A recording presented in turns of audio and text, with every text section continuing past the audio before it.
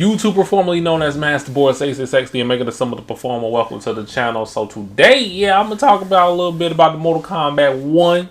You know, the information that we got, you know what I'm saying, MK1. Very good looking trailer. We getting like cameo fighters. We don't know which character's gonna be playable or not, but I'm hearing that Johnny Cage is gonna be a cameo fighter. I don't know how I feel about that. Like I said in my reaction video, you know what I mean. You know, I'm excited by it, but not too excited about it because I want to see some gameplay. I want to see what's going on with this game because I'm hearing it's gonna be like a Marvel vs. Capcom 1 type situation where you have like cameo fighters and then you doing like an assist and they'll just the assist character come through and help you. But yeah, $250 for the collector's edition, you know, the premium 109, you know what I'm saying? Basically NRS Studios is making this game for, you know, the PS5 and Xbox Series X. For the rest, other companies are going to like port it. So it's going to come out later, like, you know, PC and Nintendo Switch. I also was chopping up with my good friend of mine, Antonio C.R.Murray, about this, and I'm going to play that for the rest of the video. But just to let y'all know, you know, I'm excited for it, but like I said, you know, I got my guard up, you know what I'm saying? Let's see how this game looks. You know, I'm in a mild mood for MK1. Like, is it going to be too casual friendly or is it going to be too competitive, you know? We're just gonna have to see. But I feel like I'm leaning towards it's gonna be super, super, super casual. But yeah, here we go right here. I'm just gonna play the video of what I did with my friend Antonio. So hopefully you enjoyed this video. Like, comment, subscribe. I do a variety of videos here, and I'll see you on the next one. So a lot of people thought that MK1 CG trailer was real-time gameplay. Oh, just from the example from Grace Randolph, she thought that the trailer was real. She thought it was so Grace Randolph, she thought that was the real gameplay. She thought it was an actual game. And no, it's not. That's just a CG trailer, man. Come on, now. People outside gaming don't know the difference. I mean, yeah, they don't know the difference. That's the reason why Call of Duty sells well every year. Because what do you think Activision Blizzard does every year when they show the new Call of Duty? They always start with a CD trailer. They do. And that's on purpose. That's because it's the grab motherfuckers into thinking, oh, that's how the game looks like. You know what I mean? So the what's his name? Bill Coon, man, when he leaked that freaking information about Mortal Kombat 1, it was true. And you got Uncaged Games making a video debunking him, saying that it was false, but he had it right with the pricing and the system. That's just because he was jumping on, that's just simply because of the fact that he was jumping on Ed. He was bandwagoning what Ed Boon was saying. Yeah. Because people were mad that, you know, they're jealous that he broke the story. He did. Ed Boon lied. He lied. How can you lie to me, Ed Boon? I thought we had it together. I thought we was together, man. Yeah, and Ed Boon, you know, flat out lied. I knew he lied. You know what I mean? Because you look at the details, man. Yeah, what gave it away was the collector's edition for me. Because the collector's edition, it listed the current 9th generation only platforms, and what a lot of people didn't understand was that it actually really revealed what NetherRealm was doing. Was that they was only working on a 9th generation version. Right. Yeah, they're working on the PS5 and Xbox Series S and X version, coming out on the Switch, but PC later. Right. Yeah, they don't want their games to be hacked or cracked or, you know, mod. You know what I'm saying? So, guys, I'm gonna tell you something right now. I was gonna make a separate video about this, but I'm gonna say this right now. Get the current 9th generation consoles. It's time, bro. It's time to move on. I don't know why y'all mad that, you know, it's not coming out on PS4. I don't know why. Because I'm not used to, like, hearing or seeing this. Because usually when a new system come out, people get it. What's the problem? Yeah, exactly. It's like, yeah.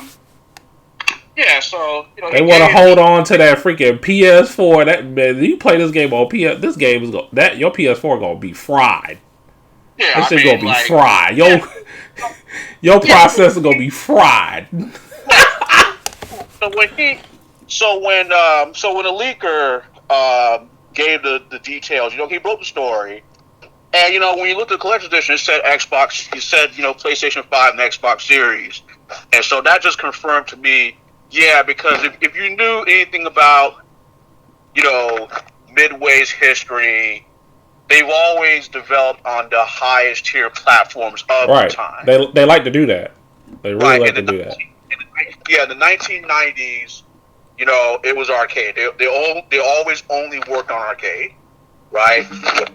And then in 2000s, they worked on PlayStation and Xbox, and then later on, they would do the GameCube version, right? Right. And so then when it came to the 8th gen, it was, PS4 and Xbox, one, right? And so now with the 9th generation, it's PlayStation and Xbox again. And see, in other words, basically high tier, the highest tier, basically meaning, you know, the premium, right? You know what I mean? Mm-hmm. Like back then, the arcade was the theater, right? Right. So basically, whatever ecosystem platform gets the world premiere, right?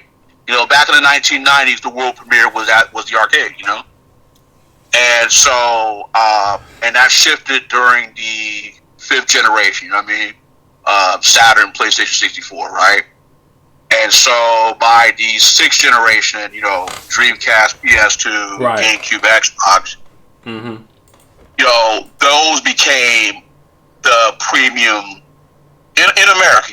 In America, that became the premium. And so now we're at a point now where flat out, and unfortunately, flat out, the current 9th generation platforms is the premiere. Whereas like, in the 8th generation, last generation, we did have like a little bit of hope, Hatsune Miku, Project Diva Arcade, games like that. Right. But now it's like with the 9th generation, like, you have to like really dig deep to see what games are coming out for the arcade, Mm-hmm. And it's very slim pickings for games to debut as an arcade exclusive. Really the only company that's debuting any game that's arcade exclusive is Konami, with the B-Money series, Mm-hmm. Like, last B-Money game that came out was, B-Mania 2-Deck 16 Empress back in 2008 on PS2, So that was a long time, And so and Konami has stuck to that for the arcade. But, for everything else, man, unfortunately, man, the world premiere is the home market, It's kind of like, and it's real sad because, to expound on this, because that's not how movies are still. With movies, the world premiere is what? It's still the theater. The theater is still the world premiere when it comes to the movies. And then afterwards, you get the, digital, then you get streaming, and then you get physical UHD, Blu-ray, 4K, Blu-ray, shit like that, right? Mm-hmm. And in gaming, unfortunately, with PlayStation, and to a degree, Xbox Series being the world premieres, that's the first frontier, And that's the reason why a lot of these games nowadays are riddled with bugs, unfinished, and shit like that. Why is it they have microtransactions? because the thing about it was that back in the day when you're in the arcades are constantly making money due to tokens, right? Right. So now with the world premiere being, the home console, these publishers, unfortunately, they have to make their money back immediately somehow, which, they were leaving things out in the game that's already on disc but not finished. Right. In other words, they replaced the token with DLC. DLC is a replacement for tokens. Right. You know what I mean? So that's basically what it is. Is that the DLC has replaced the concept of the arcade token, right? And so, like with this Mortal Kombat 1, it's like, okay, well, whereas like back in the day, you wanted to make the best product possible because the arcade was like a showroom, you know what I mean? It was a showroom, you know what I mean? Yeah. And you had to make sure that, pretty much a video game fair. Right, exactly. Right, everything had to be on fleek, you know what I mean? Everything, you know what I mean? The display, the logo, the side panels, the joysticks, the screen, everything had to be on point because you only had one shot to make your impression that this is the place, this is the cabinet you need to be on, your hands need to be on, you know what I mean? Mm-hmm. And so then what happened was, you go to that Mortal Kombat 2 machine, and then, Midway's making money because the tokens, you know what I mean? 50 cents, you know what I mean? So they're making that money, you know what I mean? And that's how they were able to make more titles. But now the business model nowadays, it's like, okay, well, that's why these games cost higher. You know what I mean? Like, there's no, if the arcade market, rose up like the Phoenix, we wouldn't have a lot of these problems today in fighting games. Nah. You know what I mean? Because, first of all, they would be better built because they would go through, extreme vetting. I would add too if Sega was leading that fighting game market too. Right. I mean, like you look at what Daigo has to do. Daigo has to fucking invite people from all over Japan just to fucking play him in a demo of Street Fighter 6. You know what I mean? That type of shit right there. That was what you did at the arcade. You know what I mean? When the game came out and premiered at the arcade. Yeah, and that's sort of like is a lost art too. A lost art too by inviting people to your house to play. Nobody want to go outside. Right, they want to play online all day. Right, and on top of that, you know what I mean? They want to play online all day. Nobody don't want to go to people's houses and whoop their ass in no fighting game no more. Right, and on top of that, with the arcade, you know what I mean?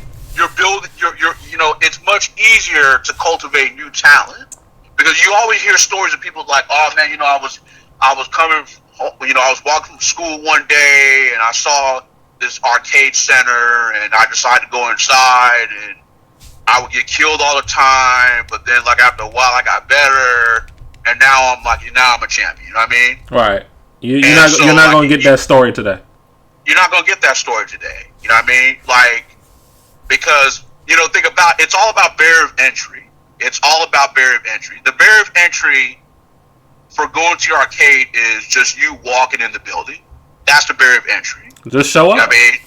It's just to show up, but nowadays, the barrier of entry in fighting games is you got to have a platform, which starts at $500, nowadays.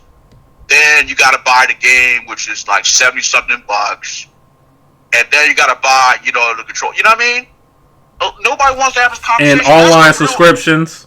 Online subscriptions you got to pay for just to play against other people. You know what I mean? Stuff like that, man. The barrier of entry to play fighting games is much higher than it was back in the day. That's a conversation people don't want to have. Right. Everybody's talking about how, like, oh, man, things are more difficult or, make the controls. No, it's the barrier of entry is a lot higher. It's a lot higher to play fighting games now. It's a lot easier to get into, too, as well, but it's just that people ain't going outside like that.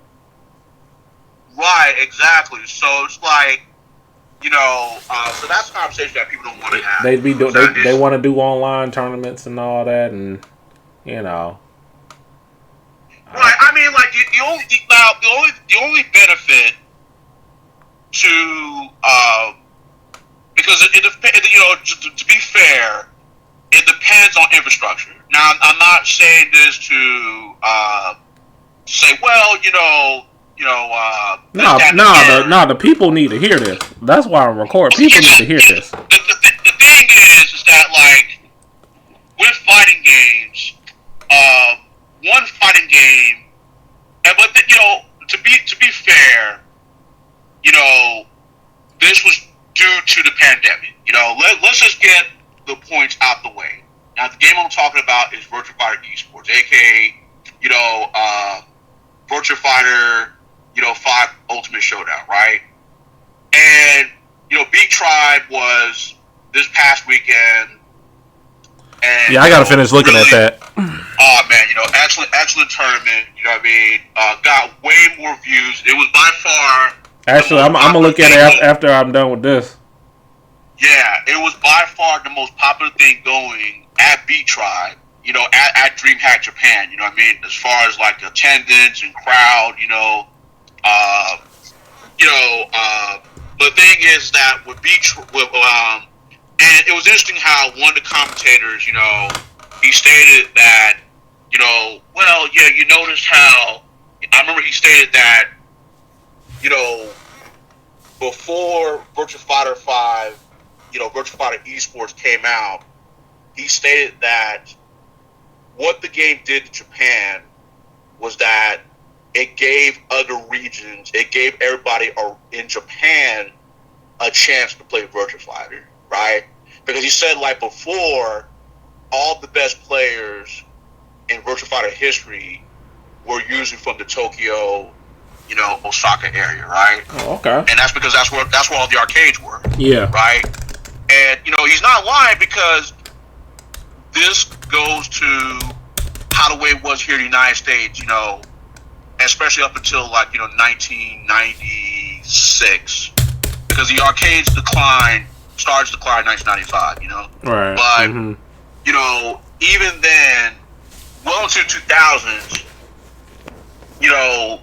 fighting game competitiveness was based off regions.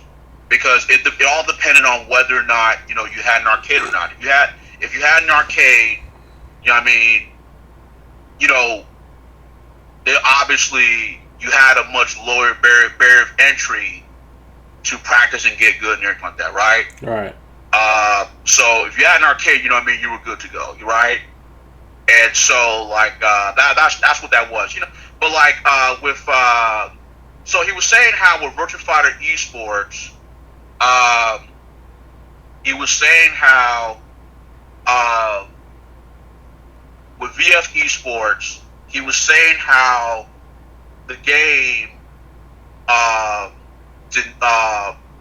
it gave more people in Japan, everybody in Japan, an opportunity to get good, because of the fact that, he was saying that the infrastructure in Japan is, near flawless. There's barely no lag, and so like, everybody was able to like, get into the game, and you got a lot of new players now playing Virtua Fighter due to, Virtua Fighter Esports on PS4, Right. So I thought that was very interesting that, that's where online helps. It all comes down to infrastructure, and that's the reason why people are like, oh man, yeah, rollback netcode, and the same debate is, same as this had over here. Well, yeah, due to no rollback netcode, with Guilty Gear, that's why you have new players, because of course there are virtually no arcades anymore that support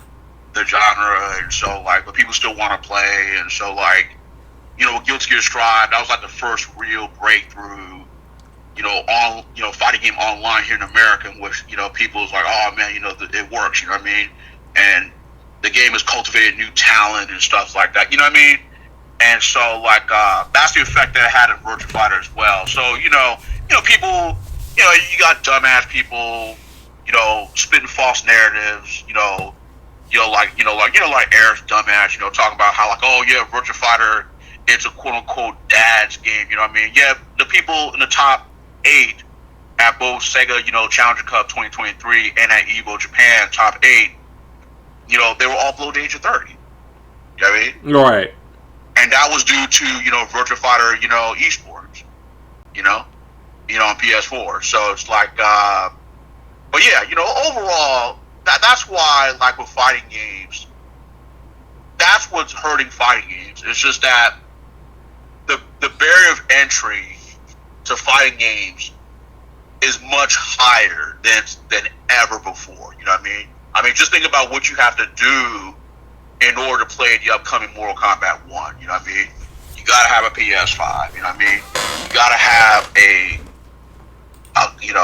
if you really want to enjoy this experience, you gotta have a 4K display. You know what I mean? You gotta have a internet connection. You know what I mean? Which means you gotta pay your ISP bill. And then you gotta fucking pay to play online. You know what I mean? And then if you really want to be proficient, you gotta make sure your control method is right. You know what I mean? Like all that there was all that was the arcade cabinet. You walk in, you saw Mortal Kombat 3. It was on that fucking that wide monitor. You know what I mean? Display. You know what I mean? With the wide panel. You know what I mean? And all it cost was okay. Hey man, you got 50 cents? Okay, let's go. Let's go. You know what I mean? That's all it was. So that's the huge difference between today and today. So that's the reason why WB Games is, fucking gouging everybody. You know what I mean? $109 for Mortal Kombat 1 Premium Edition. You know what I mean? And just shit like that. You know what I mean? So it's like that's what it is. And it just disengages people when you see that. Like, oh my god, $109 if I want the additional extra characters, you know what I mean? Or, goddamn, you know what I mean? Like, back in the day, you know what I mean? It was like, boom, you know what I mean? You walk into an arcade, I got $1 on me, and then, boom, all the characters are on the screen, they're ready to go, you know what I mean? And it's tuned, it's polished, you know what I mean? It sounds great, it's loud, you know what I mean? There's people around, playing, you know what I mean? So I gotta I don't want to look like a loser in front of everybody. So at least I gotta put up a front that at least I know what I'm doing. You know what I mean? Right. And so like it's not like that anymore. Nowadays it's okay. Well, okay, if I lose, big deal. I'm just gonna go ahead and just hit the rematch button. And like Virtua Fighter esports, man, really solved a lot of those problems. Like when you're playing online, you can see when you go back, you can actually watch the next match going on. You know what I mean? Yeah, that I like stuff like that. That's cool. Right. And so you can see it in real time. Who you lost to. You can actually watch Virtua Fighter TV feature, and you can see what's going on. You can say, okay, wow, okay, oh, he's doing that same strategy to this guy. Okay, so when I get on next time, so I mean, Virtua Fighter esports, man, it was definitely a game that was, definitely built for Japan's, internet infrastructure, Mm-hmm. And with the, like with like if it had rollback netcode, would have fared a lot better. You know what I mean? I just don't think that America would have handled a game like that anyways. Because yeah, right. It wouldn't have mattered. It wouldn't have mattered. Because look what they doing to KOF 15. It wouldn't have mattered. Right.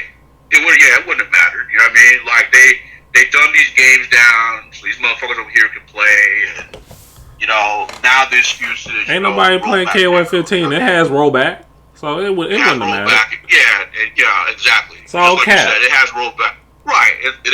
KOF 15 has rollback, and motherfuckers, still, because it's just that's just the lack of the arcade. You were up front and center. You know what I mean? People can see, if you were terrible or not. You know what I mean? If you were good or bad. But nowadays, people, it's just the anonymity. I mean, people are like, okay, hey, I don't want to feel left out. I don't want to, seem like, I'm a fucking loser or some shit like that. So I'm just gonna come up with a million excuses as to why I'm not gonna, want to play this game, And so that's what it is. You even see that Evo. You compare, Evo Japan versus Evo World. At Evo Japan, everybody who signed up to play, they went over there, aiming at the one. Whereas, like, over at Evo World, most motherfuckers want to show up, but they want to be with their friends. Right. They want to meet up and hang out and shit like that. Okay, man, I gotta show out a little bit that I'm still a part of this community. So I know some combos, you know what I mean? But some. I don't give a damn about that shit. Yeah, I mean, people just don't want to take it. I want to win. if I was there, like, because I'm like, when it's all over, good night. Right, and so now, I mean, that's why people are real tight about that. Plus, the FGC, most of them are degenerates anyway. I mean, there's some cool ones that's really like down for the cause. They like to eat to compete. They cool people, but most of them degenerates, man. I don't even need no new friends on that regard on that community anyway. So, I if I was to like go back and compete again, that's my mindset. Yeah, it's